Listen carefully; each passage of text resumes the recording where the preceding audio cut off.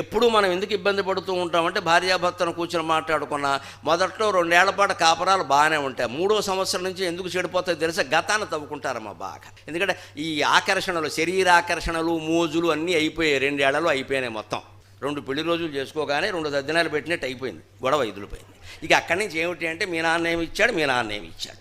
ఎందుకంటే అసలు మోజు తీరిపోయింది కదా. అది అసలు మోజు ఉన్నప్పుడు ఇవన్నీ ఏమిరావు అంటే ఏమిటో మీకు మేమేమి ఇవ్వలేకపోయాం, మీరు పెద్ద ఐపీఎస్ ఆఫీసర్, మిమ్మల్ని చేసుకున్నాం, నా అదృష్టమైన భార్య అంటే ఏమి ఇచ్చేది ఏమిటి, నిన్నే ఇచ్చారు మీ నాన్నగారు అంటాడు ఈయన పెద్ద ఇదిగా. ఇక్కడ 2 ఏళ్ళు అయిన తర్వాత పేపర్లో వస్తుంది భార్యను తగలబెట్టేసిన ఐపీఎస్ ఆఫీసర్ అని.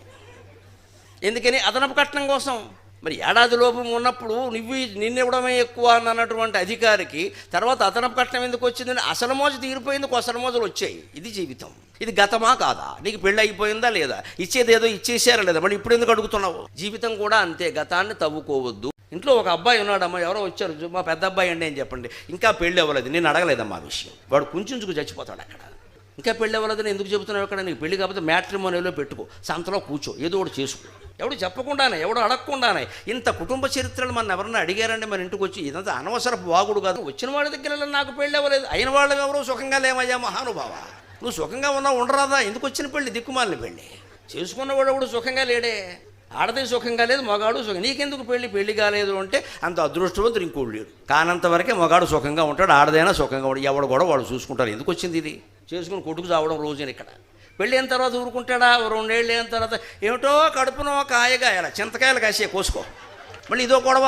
ఆ కొడుకు కాస్త పెరిగాడు అంటే మా వాడికి ర్యాంక్ రావట్లా, చచ్చిపోతాడు. ఇక్కడ వీడు పుట్టకుండా ఉంటే ర్యాంక్ లేదు కదా. ఈ కోరికలకు అంతు లేదండి. ఈ మొత్తం చర్యలు మానేసి, ఈ ఆలోచనలు మానేసి, ఈ మాటలు మానేసి అవన్నీ భగవన్మయం చేయగలిగినాడే మనం శాంతంగా ఉండగలుగుతాం. ఇవాళ మనం పూజలు, కార్తీక మాసాలు, దీపాలు, స్నానాలు బాగా మొదలయ్యాయి కానీ, పెరుగుతున్నాయి కానీ అవినీతి ఏమాత్రం దేశంలో తగ్గలా, పైగా ఇంకా పెరిగింది. ప్రతి అవినీతి కేసుల్లో పట్టుబడుతున్న వాళ్ళ మొహాల పేపర్లో వస్తుంటే నాకు ఆశ్చర్యం అవుతుంది. ఎందుకంటే ఖచ్చితంగా వాళ్ళ మొహం మీద 3 బొట్లు ఉంటున్నాయండి. 1 బొట్టు కాదండి, 3 బొట్లు ఉంటున్నాయండి. 3 బొట్లు పెట్టిన వాడు ఇన్ని కోట్లు ఎలా మింగేశాడండి అంటే, బొట్టుకో కోట. నువ్వు బొట్టు పెట్టావంటే ఎలా ఉండాలమ్మా, కేవలం సుమంగళిగా పెట్టే బొట్టు అది. అడ్డబొట్టు, నిలువు బొట్టు 100 బొట్లు పెట్టేస్తున్నావే, వాళ్ళకింత మాత్రం చెయ్యెట్టేస్తున్నావే. గవర్నమెంట్ ఏమన్నా మనకు జీతాలు తక్కువ ఇస్తుందా? ఇవాళ వేలల్లో లేవండి, లక్షల్లో ఉన్నాయి జీతాలు. ఇంకా మనం బల్ల కింద మింగేస్తున్నామంటే దేనికండి పూజలు, దేనికి స్నానాలు, దేనికి దీపాలు? దయచేసి ఆలోచించండి. జీవితంలో నీతి లేనప్పుడు దీపం ఏమిటండి, స్నానం ఏమిటండి? ఈ గురువు గోపురాల మొత్తం వ్యవస్థ అంతా మన జీవితంలో ప్రవర్తనని కాపాడడానికి కదా.